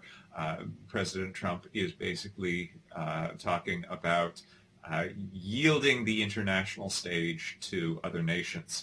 He said just earlier this week that he made no concessions to North Korea. This indeed is a very strong concession to North Korea to be moving U.S. troops out of South Korea, away from the North Korean border. Your governor, along with the National Governors Association, in the past have called for aid to be unrestricted.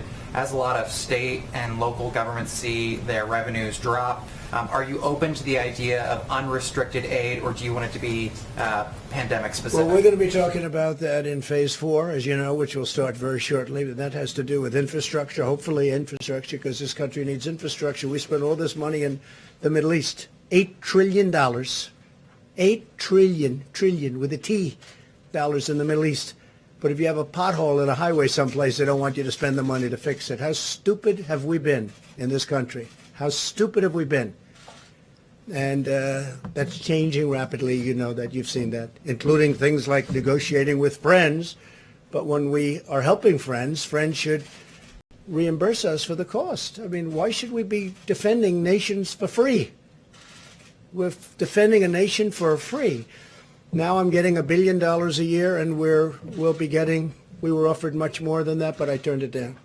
So that's where we are with that. As far as the other is concerned, look, we have to be smart in this country. We've been taken to the cleaner by and I mean with allies, not just with the enemies, with allies. Frankly, the allies have taken us much more so than the enemies. The enemies we don't do business with, right? The allies we do business with.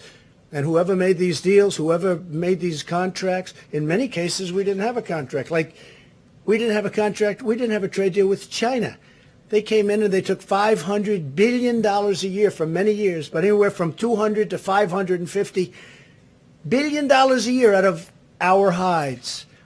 Now we made this great trade deal. Unfortunately, that was a number of months ago, and it's a great deal. They're paying 25% on $250 billion. A lot of things are happening. They're going to have to purchase $250 billion worth of goods, including farm product, up to $50 billion. So a lot of good things are happening. But then what happened with China was the plague hit us, right? The plague. That was after. This was long after we signed the deal. The plague hit us. So I'm not happy about that. Okay. John, please. A question for Dr. Birx, if I could. Dr. Birx, a question on the virus itself. As it passes from patient to patient and mutates, over time, have you picked up any indication that it has become less virulent? Have you picked up any indication it has become more virulent?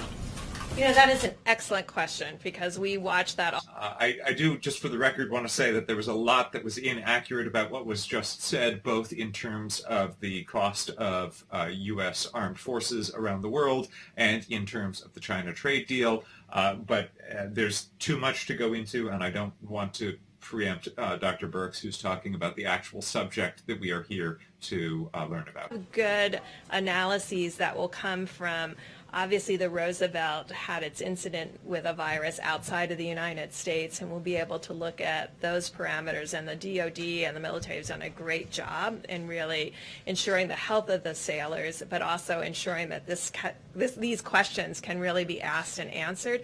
We have extraordinary evolutionary molecular biologists in this country, all around the United States, and they're looking at this very question. And a lot of the work that we've been doing, and you'll see a lot of work happening with testing in New Mexico and testing in other states. They have extraordinary molecular biologists that are evolutionary biologists, and they'll be able to look at that both in New Mexico, that may have lower transmission rates, and compare that to New York, that has maybe 10x the transmission. But it's an excellent question, and it's something that will be able to be answered by what we see in the United States. John, what a good question that was. Where did that come from? Once in a while I pull one out of my hat. No, that's very impressive. You know, when Senator Schumer wrote a letter a couple of months ago, and he said, you should use admirals and generals. I said, well, that's what first of all, we have our vice president has been incredible, but we have the admirals, we have the generals. And I was just talking to the admiral inside just before we came out. I said, did you go to Annapolis? He said, no, sir. I said, oh, that's too bad. That's too bad. Where did you go? He said, I went to Harvard. Oh, that's okay too, I guess, right?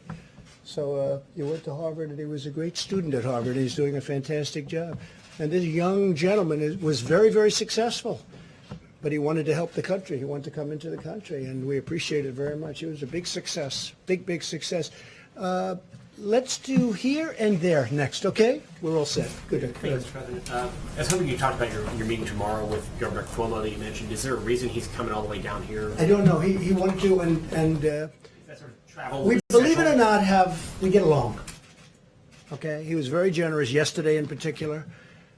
Said we did a, quote, phenomenal deal. I don't know if anybody wrote that, but he said that, and I appreciated it because it's not about me. It's about these people and thousands behind Mike and the Admiral and all of the other people that are working with us. I mean, and you see, look, I don't understand when I see polling and approval ratings for the job. I mean, this group should get a 95. It really should. And we're really helping the governors a lot. And the governors call me, the ones I know, or the Republicans, but the ones I know, and they say it's incredible the job you're doing. Again, not me, the job this group is doing. So the president has been cherry-picking quotes from Governor Cuomo. Governor Cuomo has been correctly highlighting the efficiency of FEMA in building the hospital at the Javits Center and establishing the medical facilities aboard the USNS Comfort. Governor Cuomo has been consistently critical of President Trump's failure to fully enact the Defense Production Act or to supply states with a unified system of guidance or the supplies that they need. And they take a long time to make, like years. It's incredible the job they've done, that our people have done, and also private companies have done. You talk about the act. We don't like to use it unless we have to, but a lot of times just the fact that you have it gets you everything you need. So, Well, we know that our hospitals do not still have what they need, and the president says that he doesn't like to use the Defense Production Act, but as the New York Times has reported, he has used it literally hundreds of thousands of times. He has just been reluctant on this issue to use it. I cannot tell a lie, so we'll get you next, okay? I can fact check. That is false. The president can tell a lie. Mr. President, my question, I have two questions. The first one is on testing. You talked about the idea that first it was ventilators, now it's testing. You seem to maybe possibly be implying that talking about testing is a personal attack on you. Can you explain why you think talking about testing is a personal attack, given that the access to testing has been an issue for a long time? There's bipartisan outcry still today that there's not enough testing. Why do you think it's a personal attack on you? Well, it's not bipartisan. It's mostly partisan, but more importantly than mostly partisan, it's incorrect. It is not true. The president is saying that only Democratic governors are criticizing the lack of testing. I just named many Republican governors who are raising the same concern. We'll see how President Trump treats Yamiche Alcindor of PBS. He has a history of being very belligerent toward her. We didn't know about the federal laboratories. Would you say that's correct, Mike? He didn't know. He didn't know. And Mike doesn't like to get into this stuff. He's less controversial than I am. But he didn't know about it. And if he did know about it, he would have been happy. No, we've done a really good job in testing. Now, with that being said, we have tests coming out perhaps over the... We have not done a really good job in testing. Fewer than 2% of all Americans have been tested. We rank about 42nd in the world in testing per capita. Because it's boom, they touch, they put it in 5 minutes you have... The problem is that doesn't do massive numbers like the big machine. But the big machine takes a day and a half, with delivery and everything else. But we have tremendous testing capability. Remember this, we've tested more than any country in the world by far. In fact, I think I read where if you add up every in the world, we've tested more. But remember this, we're dealing in politics. We're dealing with a thing called November 3rd of this year. Do you know what November 3rd represents, right? You know better than anybody in the room. November 3rd of this year, it's called the presidential election. No matter what I do, no matter where we go, no matter how well we do, no matter what, if I came up with a tablet, you take it and this plague is gone, they'll say Trump did a terrible job, terrible, because that's their soundbite. That's the political soundbite.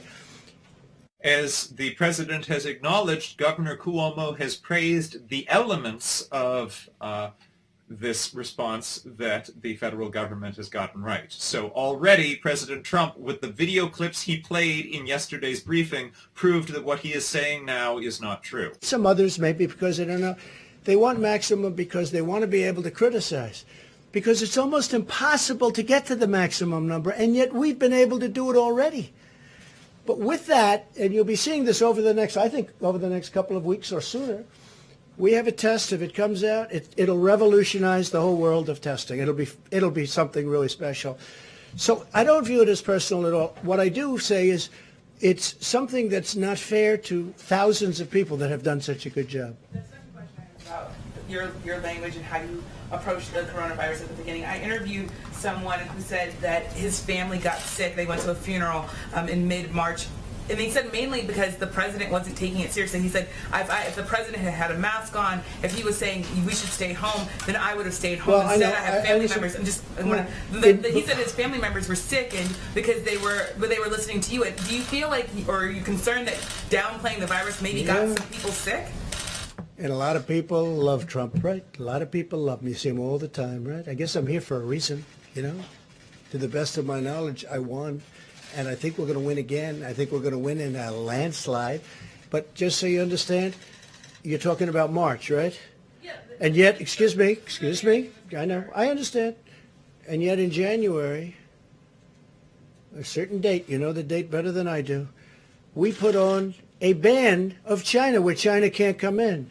That is false. The travel restrictions did not go into effect until February, and they still allowed 40,000 people to enter from China. China, before anybody in this country died, I put on a ban. And so you tell me, Nancy Pelosi she wanted to have a street party in Chinatown in San Francisco at the end of February. That's a month later. This is false. This claim has been debunked. Feed into it, because you're too good a reporter to let that happen. Really, you are a good reporter. You're too good a reporter to let that happen. Remember this. So at the end of January, I put on a ban. People that were in that room will tell you that I think there were 21 people. I was the only one in the whole room that wanted to do it. Fortunately, I was the one that counted for that. That is false. He made that decision in accord with advisement from public health officials. Health and Human Services Secretary Alex Azar said at the time that it was made following the, quote, uniform recommendation of the career public health officials at the HHS. World Health covered up for China. But no, wait, but you can't say this. Look, I put on a ban. In other words, I stopped China from coming to the United States. He did not. Again, I already mentioned that some 40,000 people entered from China after those restrictions went into place, and 300,000 travelers from China arrived during the preceding month. I didn't want to do that, but I did it because I thought, and Dr. Fauci said that by doing it, President Trump saved tens of thousands of lives. So I did take it very seriously. Rallies in February and in March, and there are some Americans. I don't know about rallies. I really don't know about rallies. I know one thing. I haven't left the White House in months, except for a brief moment to give a wonderful ship the comfort. You held a rally in March. I don't know. Did I hold a rally? I'm sorry, I hold a rally. Did I hold a rally? Let me tell you, in January, when I did this, you had virtually no cases and no deaths, and yet I put it on. So how could I not? Why was Nancy Pelosi, right? Nancy Pelosi is holding a street fair. She wants a street fair in San Francisco in Chinatown to prove. This is not true. This is a false claim that President Trump is making. Politicians did the same thing and wanted to prove. While I was, no, of course not. No. I've been, people are amazed at how early I acted. And I did it. That is not true. In fact, a study that came out this week highlights the fact that if President Trump had put his social distance guidance out 2 weeks earlier, it could have potentially prevented 90% of the deaths that we have seen. Best economy in the history of the world. Best employment numbers, best stock market numbers, best numbers in virtually every category. Even this is also not true. It was not the greatest economy in history. It had been stronger at many times. great manufacturing numbers. And you know what? I did that, and somebody walked into my office and said, "Sir, you're going to have to close down the economy. You're going to have to close the country." But you know what I say to you? We're going to rebuild it, and we're going to rebuild it better, and it's going to go faster than people think. I built it once. I'll build it a second time. Please. Mr. President, thank you. Shall we on the American? Please. Go ahead. We have, going back to the topic of friendship and bipartisanship, Americans, with the exception of Pelosi, Schumer, and even Romney. This is Chanel Rion of the fringe conspiracy theory outlet OAN. On the political landscape, on a personal note, what has been the most significant signal that your relationship with Democrats below the leadership level have changed for the good of America? I think it's a great question because there is bipartisanship. Look, we're getting the paycheck plan. Whenever Chanel Rion of the conspiracy theory network OAN asks a question, President Trump always calls it a good question. Which I think you're going to find out is going to be a higher number than that. Okay, I won't say it now because I don't know if they've released it or not, but it's going to end up being more than $250 billion. And this is going to small businesses and it's going to workers. And these are really bipartisan plans. It's a great thing that's happening. So I think the fact that we're able to do all of this in a bipartisan way is great. Now, the tax cuts that the Republicans did, we had no help from the Democrats, so you can't say that's bipartisan. But this whole thing, getting our country back, and, you know, Nancy Pelosi's been, she's very nasty. She, you know, wasted a lot of time on a impeachment hoax. It was a total hoax, went nowhere. And that was not good. And Schumer, I guess it's the same thing, but he sort of accepted it. He just did what he was supposed to do, and he didn't do very well with it. The impeachment was not a hoax. The President of the United States was, in fact, impeached upon the testimony of multiple witnesses who were able to point to the fact that he had withheld congressionally approved taxpayer-funded military aid from from Ukraine to extort a personal political favor from the president of Ukraine. Because it was during that period of time, as you know, that it was fomenting. But I think we've had a great spirit of bipartisanship in a certain way. It's not, I wouldn't say we're going to set records throughout the world, but things are happening that are very good. The country is coming together. And I'll tell you what, the people are coming together. The people are really coming together. I think you're going to find that our country is much more unified. I do think that the press, the media, foments a lot of this, a lot of anger. I really believe it foments tremendous anger. For instance, I'll be asked a tremendously hostile question from somebody, and then I'll answer it in a hostile way, which is appropriate. Otherwise, you look foolish. Otherwise, it looks like just walk off the stage and bow your head. I can't do that. You know, I just can't do that. But a lot of these questions that are asked from certain networks are so hostile, and there's no reason for it. There's no reason for it. President Trump has been labeling any question that challenges his response as hostile. That is, questions he doesn't like are not inherently hostile. He's also now trying to claim that impeachment was a distraction and that it contributed to this crisis. I'd like to point out that Trump held 9 rallies in January and February and played golf 6 times this year before declaring a national emergency. But everything, I guess, in life is an experiment. So I'd say experiments, but one of the great economic stories in history. I'm the last person that wanted to do it, but we did the right thing. Because if we didn't do it, you would have had 1 million people, 1.5 million people, maybe 2 million people dead. Now we're going toward 50, I'm hearing, or 60,000 people. 1 is too many. I always say it. 1 is too many. But we're going toward 50 or 60,000 people. That's at the lower, as you know, the low number was supposed to be 100,000 people. We could end up at 50 to 60. Okay, it's horrible. If we didn't do what we did, we would have had... The President of the United States is trying to classify 60,000 deaths of Americans from this disease as a success. That is about the same number of Americans who died in the Vietnam War. I do want to point out that the Institute of Health Metrics and Evaluation analyzed the data and reported that 90% of the deaths that have already occurred could have been prevented if the president had taken action just 2 weeks earlier. These massive trucks, bodies going in. Multiply that times 10. It's not sustainable. And many of the people that have this theory, let's, maybe we could have just gone right through it.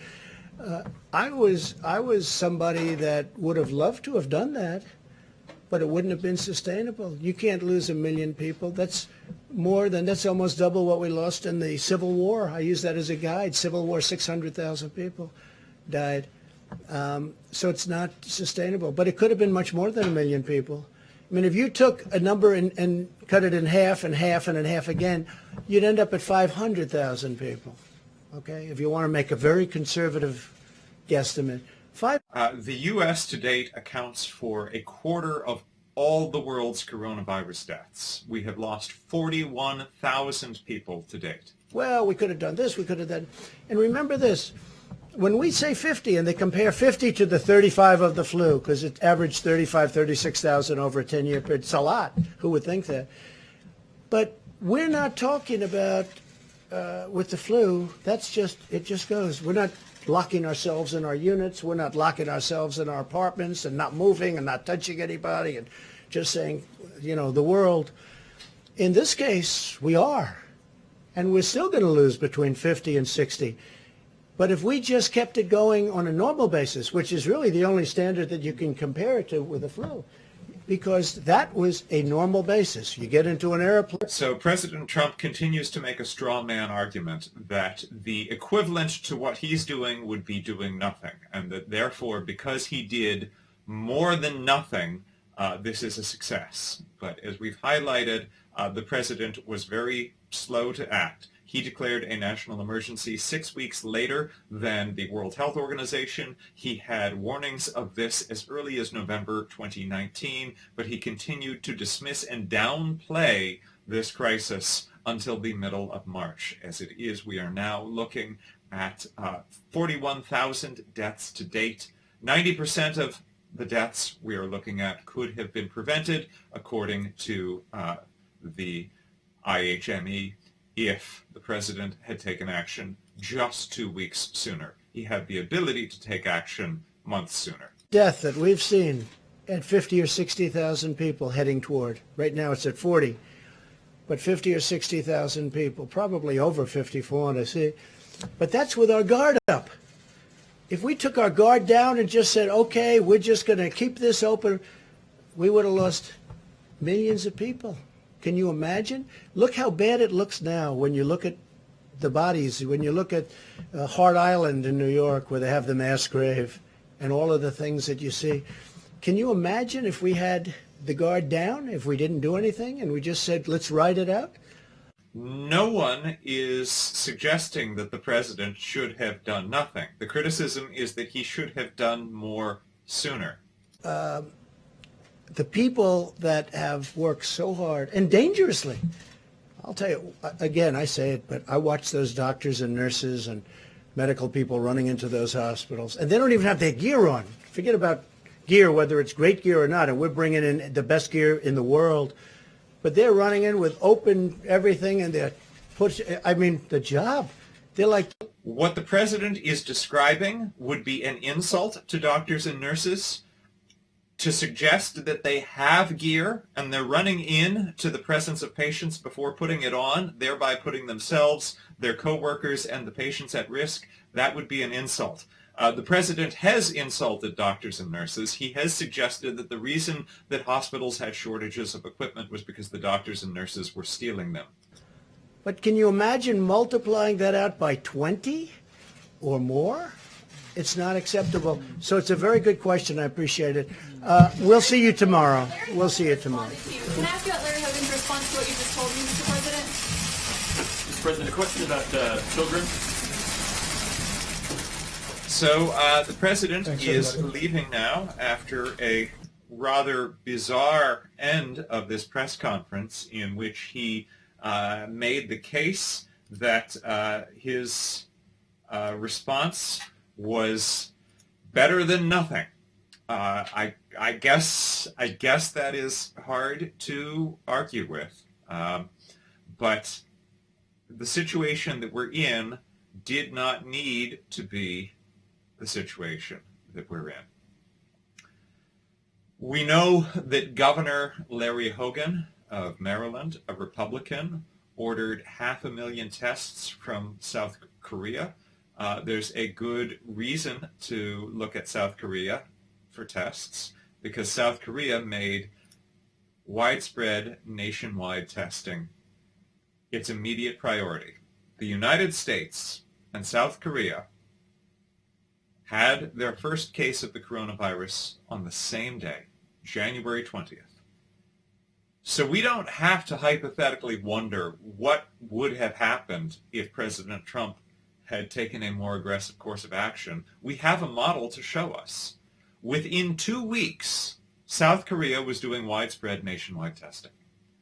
13 weeks later, the United States, the nation that prides itself as being the leader of the free world, the most technologically, medically, intellectually advanced nation in the world, 13 weeks later, we have still not implemented what South Korea implemented in 2 weeks. To date, only 236 South Koreans have died from the coronavirus. Now, their population is smaller than ours. They were always going to have a smaller number. But we should expect, if there were to be a proportionate difference, we should expect the U.S. death toll to be 6 times that of South Korea. To date, it has been 176 times the death toll of South Korea. Today, we have heard the president suggest that the governors who are calling for testing are only calling for testing to make him look bad. He has suggested that governors are rooting against him and lying about the number of cases that they might have. He suggested that governors called for ventilators only because they believed that he couldn't deliver them, not because thousands of our citizens have needed ventilators to live, which is the truth. It is difficult to hear the president say things like this. I imagine that many of you have lost someone already.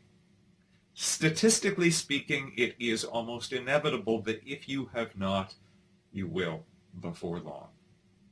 Living here in New York City, I know that we've lost 13,000 of my fellow citizens.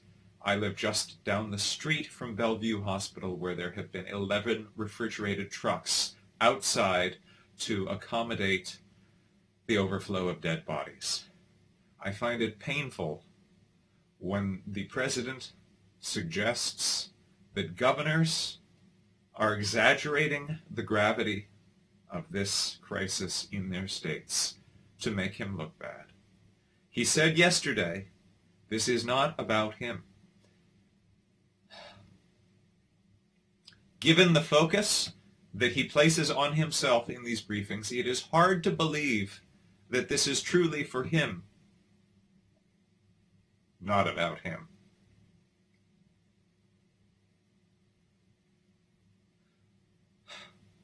But for the rest of us, it is not about him. It is about our fellow citizens. So with that, I want to thank you for joining tonight. I am Alan Piper. I am the senior politics producer for NowThis. I had support from many members of our newsroom tonight, including Brandon Caruso, Maddie Green, Zara Heder, Kavish Harjai, and Shelby Backlin. All of them are working hard. All of them are based in the current global epicenter of the coronavirus, New York City. If the president is back tomorrow, we will be back to continue our fact check of him. Until then, to everyone out there, please stay safe, take care of yourself, check in on the people you care about, and make sure that the people you love know that you love them. We will get through this together. Thank you, and good night.